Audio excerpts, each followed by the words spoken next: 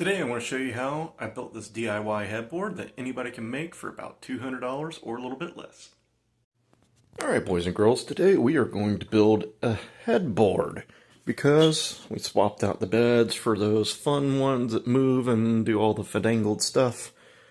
But there's no headboard. Alright? And the one we had before wouldn't look good up here. And we looked online and they went like $400 to $500 for wooden headboard. So I went down the Lowe's and they have these decorative wall panel planks. They're wood planks dyed in different colors. They're like $25 a pack. Alright, so with tools, I had to buy some tools and plenty of wood to buy back there. We should be able to make a headboard for about 200 bucks. Alright, so that's what we're going to get started on today. We're going to open these up. There's supposed to be multiple different colors in there. As you can see, there's white, there's gray, there's brown. My phone is not doing a good job of colors today. Sorry about that. And we're going to lay them out, see how many boards I need to go across the bed, and start from there.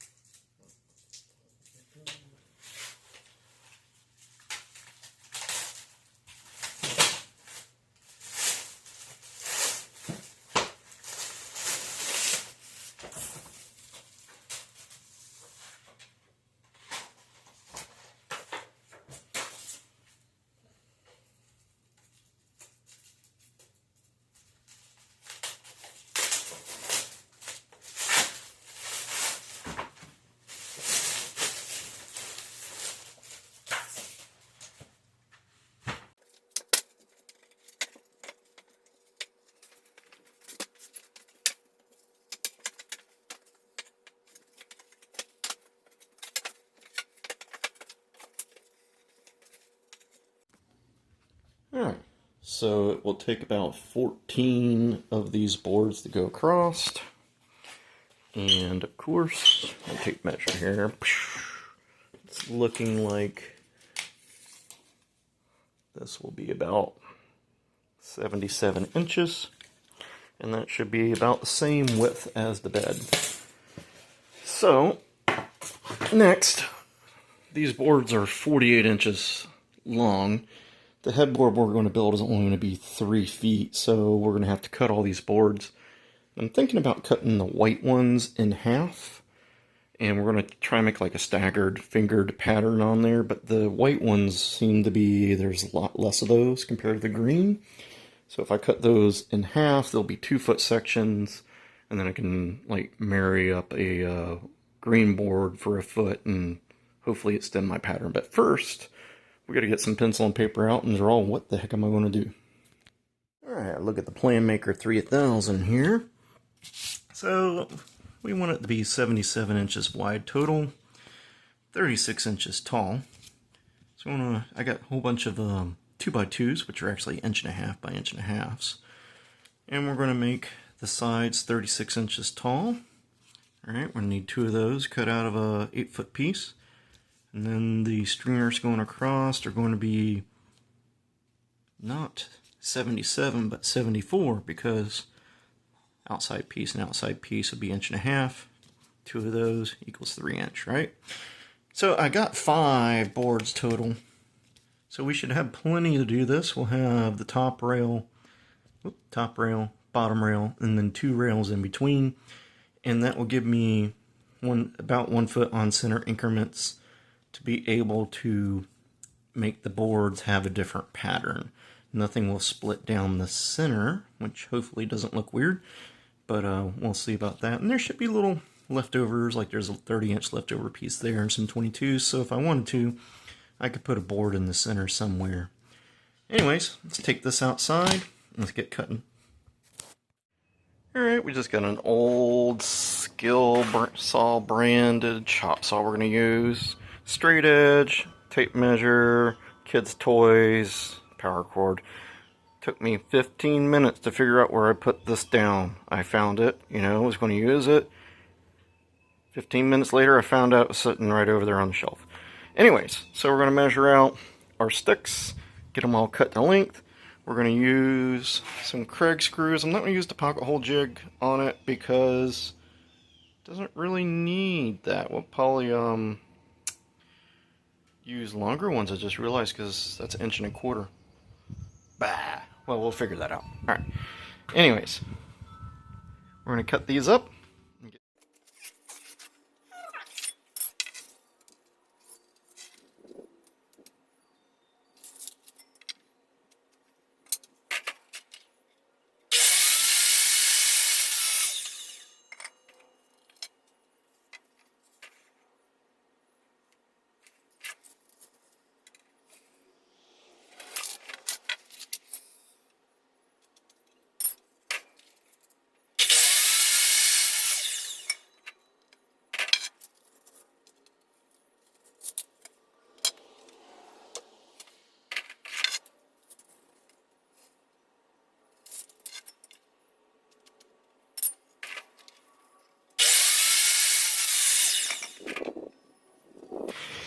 Alright, so don't do as I do, do as I ought to do, right? Trying not to spend too much money doing this, so this is what I got laying around the house, right? 2.5 inches, that'll definitely go through my 1.5 inch piece of lumber and well into here. I actually already did one to make sure it wouldn't split. So I'm going to also reinforce the joints with some glue and tighten these in there. Don't have a tripod, so you're just going to have to magically watch this go like that and together.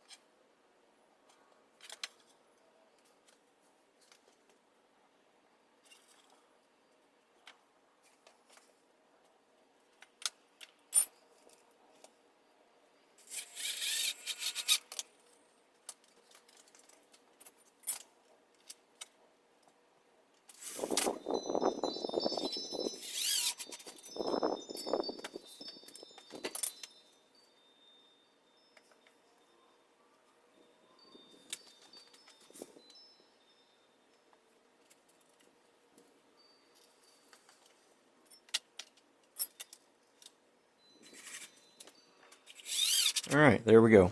So, 3 feet by 77 inches from there to there. 1 foot sections to the center of the panels here. That way we can do like a full stick, a 1 foot, 2 foot, you know, whole bunch of little things here, trying to make it an interesting design so it's just not a whole bunch of slats. Not all the way what we're going for. I gotta think about how I'm going to do that. I would like the ends to be full 36-inch panels. That way we can make it more square with the ends. So, I am going to start figuring out how I'm going to do that, because I haven't got that far in my thought process. Anyways, yeah, we're using a big fastener. GRK. 1/4 inches, they're pretty big for that, but it's working. It didn't split the wood. I'm using wood glue also. This is not a professional how-to. Sorry. You know, it's a guy in his backyard. What do you expect? Anyways, we're going to start doing that next, figuring out how we're going to lay the panels. Alright, so trying to make a pattern, I guess, without making a totally predictable pattern. I don't know why, but the darker ones are more cupped. For some reason. Something about the stain, probably. Anyways, using brad nails, little bitty 5/8 brad nails. I bought longer ones, but they didn't fit because they don't put on the package that the thing only goes to 5/8. Who knew? So I went and got brad nails. Alright, the glue is what's going to mostly put it down, hold it down. We're gluing it, brading it to stay in place. And of course it's raining now. So, yeah, look. Because that's life, right? You try and do something, it's got to rain on you. So anyways, we're going to try and make some sort of randomness here. It's going to be some long shorts, you know, whatevers. And I hope it doesn't look like a pattern. Alright, boys and girls. Not horrible. This will be the top. That's going to be the bottom. I do have one plank's a little short there. I didn't want to open another box. This is 3 of those boxes, and mostly because of the waste of the blade. Alright, so there's some pieces over there and there. I think that's pretty good. I got some little molding I'm going to go put around it. First I got to figure out what stain I'm going to use. I'm using a little electric brad nailer, and that's working pretty well. But like I say, the darker boards for some reason are all cupped. It's something I think about the stain, because it looks like it's all pretty much the same wood. The white boards are the same as some of the darker wood, but the darker ones, the stain made them cup a little bit. That might be a problem for you if you ever do something with those. Anyways, let's get some molding act. So I started to paint the trim, and the can I had started going haywire. But anyways, we just glued and brad nailed this trim on there. It's got little leaves to give it a little decoration. It's a little proud of the edge by maybe a ½ inch, and I have an idea for that. And I'm questioning whether I'm going to tape this off and try another can of spray paint, or if I'm going to use a brush. If I use a brush, would probably be best in all reality, but I have to see what color I have. I know I don't have that green, and not that that green's a perfect match to anything in the house. So on the video here, it's looking pretty bright, so we'll see. Alright, I decided to paint it with a paint rattle can again. Just shook it up much more, and it started making a better nozzle. Of course, I taped everything up to do this. I'm not going to show you painting because I'm pretty sure everybody knows how to do that, right? Anyways, like I say, I didn't show. I use wood glue and the brads. The brads are just kind of to hold it until the glue sets. The glue is probably going to be what really holds this all together. And then after this, we're going to have to find out how we're going to mount it.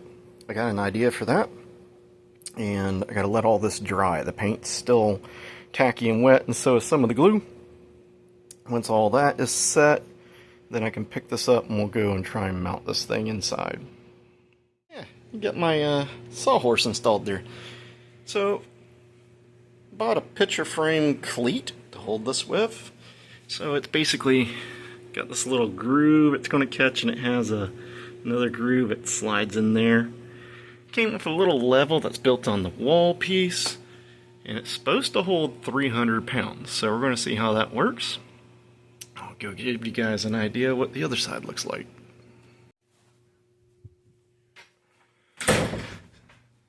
Alright, so there's the other side. I hopefully got it in the middle of the opening. Has a little bubble level it comes with built in, and it's somewhere in there.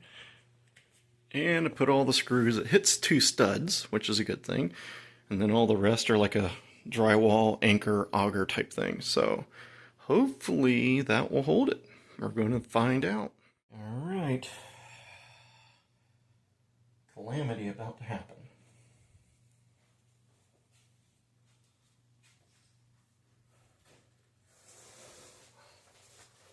I would suggest 2 people to do something like this next time.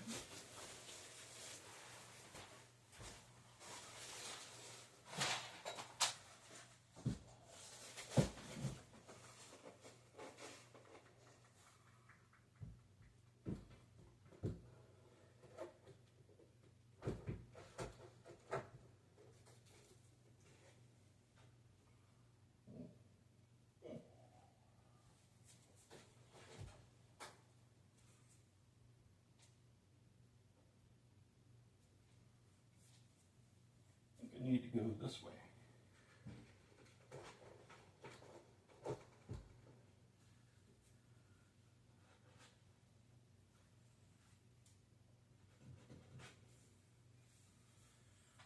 Let's see. It's actually a little easier than I thought it would be. I think it came out pretty good. So, since the bracket had the hardware to hold it in there, I didn't have to use the little lag bolts I bought, so I'm going to return those. I only used 3 of the 4 packs of wood, so that's another $25 I had to return there. Glue, I found another glue that I didn't realize I had out in the garage, so of course we're going to return that. That's like another $10 for glue. So there's about $30 or so I'm going to be returning. So this is probably about $170, including the staple gun that I bought. Okay, so there's another $38 that you don't have to buy if you already got one. But I'd say that's pretty good. Now let's dress it up a little more. Alright, there we go. LEDs, gotta love it. Put LEDs on the bottom around the underneath side of the bed. That was actually an option for another bed that was about $800 more, and I was like, eh. So, let's put LEDs on there, El Cheapo things, you know, little strip light. It only has blue, because it's actually leftover ones from another one. And that's the only color I can make it go. It's like either blood red, blue, or neon green. So we'll go with blue. But what do you guys think? I think that's not bad looking. And it is definitely cheaper than the $400 one that we've seen. So I originally spent $200 at Lowe's. I'm going to return 1 box of the slats. That was $25. I have a bottle of glue, which was like $10 I'm going to return. I have some lags that this actually came with, the frame thing came with, so picture frame hanger. So I don't need those. That was about another $7.